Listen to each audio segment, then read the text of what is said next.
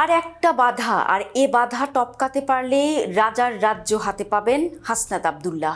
নির্বাচনী ট্রেন ধরে রওনা করবেন জাতীয় সংসদ ভবনে, আমানত রক্ষায় মজলুমের পক্ষে আওয়াজ তুলবেন, নতুন বাংলাদেশ করতে হাত দিবেন সংস্কারের কাজে। কিন্তু একটা কিন্তু আছে তো, সেই কিন্তু হচ্ছে হাসনাতের সামনে আছে পাহাড় সহ এক বাধা। সেই বাধা কি এবং কিভাবে সব নিজের দিকে টেনে নিচ্ছেন হাসনাত, সেসব নিয়েই এই বিশ্লেষণ। তাদেরকে ভারত অর্থ দিয়ে, তাদেরকে অস্ত্র দিয়ে, ট্রেনিং দিয়ে বাংলাদেশের বিরুদ্ধে তাদেরকে দাঁড় করিয়ে দিচ্ছে। ত্রয়োদশ জাতীয় সংসদ নির্বাচনের ট্রেন রেল লাইনে উঠেছে, এখনো আনুষ্ঠানিক কোনো প্রচারণা শুরু হয়নি। এর মধ্যে নির্বাচনী মাঠের লড়াই জমিয়ে তুলেছেন তরুণদের দল এনসিপির দক্ষিণাঞ্চলের মুখ্য সংগঠক হাসনাত। নিজের ক্যারিয়ারে কখনো জাতীয় নির্বাচনে টক্কর না দেওয়া তরুণী এখন মুখ্য হয়ে উঠেছেন। কিন্তু কিভাবে এত কিছু সম্ভব হচ্ছে?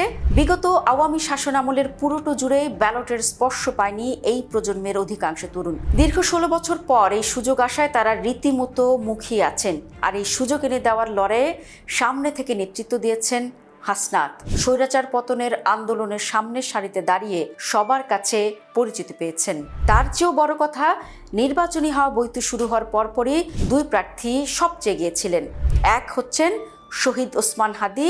বাতাসা মুড়ি খাইয়ে নির্বাচনী মাঠের লড়াই জমিয়ে তুলেছিলেন তিনি, কিন্তু তার স্বপ্ন অধরাই রয়ে গেছে পতিত সরকারের চক্রান্তে। বীর হাদির পরে যিনি সবচেয়ে বেশি নিজের মাঠ গুছিয়েছেন তিনি হচ্ছেন হাসনাত আব্দুল্লাহ। ভোটারকে কাছে টানতে কোনো ধরনের খরচা ছাড়াই সবার কাছ থেকে প্রতিশ্রুতি পাচ্ছেন। কিন্তু এই প্রতিশ্রুতিতেই কি ভোটের মাঠে দাপট দেখানো সম্ভব? না, সম্ভব না।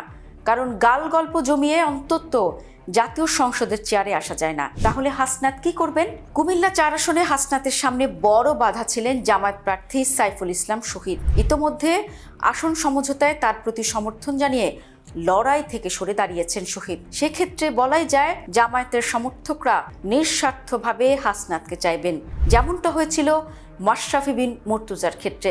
বাংলাদেশ দলের সাবেক অধিনায়ককে দল মত নির্বিশেষে সবাই সমর্থন করে নেতা বানিয়েছিলেন। কিন্তু হাসনাতের এই বন্ধুর পথটা অবশ্য অতটা সহজ হচ্ছে না।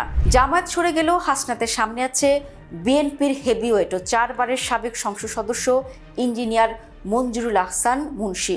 যদিও ঋণ খেলাপের কারণে তার মনোনয়ন বাতিল হয়ে গেছে, কিন্তু যদি কোনোভাবে মনোনয়ন ফিরে পান তাহলে তিনিই হবেন হাসনাতের প্রধান প্রতিদ্বন্দ্বী। দেশে যে কটি নির্বাচন সব দলের অংশগ্রহণে অনুষ্ঠিত হয়েছিল তার মধ্যে 1991, 1996, 2001 এবং 2008 সালের নির্বাচন অন্যতম। এর মধ্যে 1991 থেকে 2001 সাল পর্যন্ত আসনটিতে প্রতিদ্বন্দ্বী প্রার্থীকে নাকানি চুবানি খাইয়ে বের হয়ে এসেছেন বিএনপির মুন্সি। 2008 থেকে 2024 সাল পর্যন্ত যে কটি নির্বাচন হয়েছে প্রতিবারই আসনটি থেকে ঘুরে ফিরে আওয়ামী লীগের নানা প্রার্থী জিতেছে।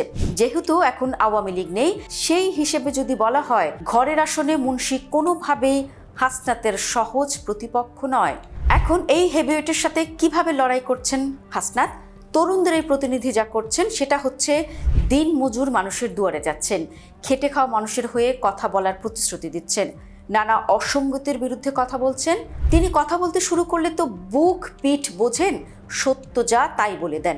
সেক্ষেত্রে কে গোস্বা করছেন তাতেও কর্ণপাত করছেন না। এই বাংলাদেশকে ভারত একটা ফিলিস্তিন বানাইতে চায়। আর হাসনাতের এমন আচরণই সবাই ইতিবাচকভাবে নিচ্ছেন।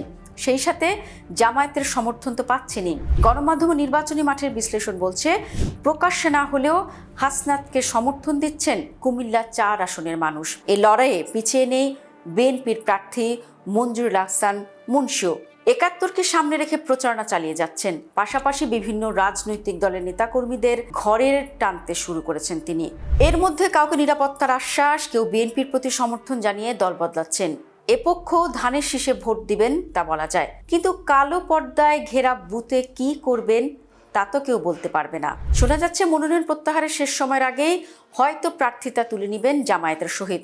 সেক্ষেত্রে জামায়াতের পুরো সমর্থন পাবেন হাসনাত, যদি কোনো কিন্তুর মার প্যাচ না দেয় জামায়াত। অন্যদিকে কুমিল্লা 4 অর্থাৎ দেবিদ্বারে যে মুন্সি ধানের শীষের প্রতিনিধি হচ্ছেন তা অনেকটাই নিশ্চিত। যেভাবে জনসমর্থন পাচ্ছেন হাসনাত, তা চোখের বালি হতে পারে মুন্সির। আর এমনটা হলে দেবিদ্বারের আগামী দিনে নেতা হবেন এনসিপির হাসনাতি।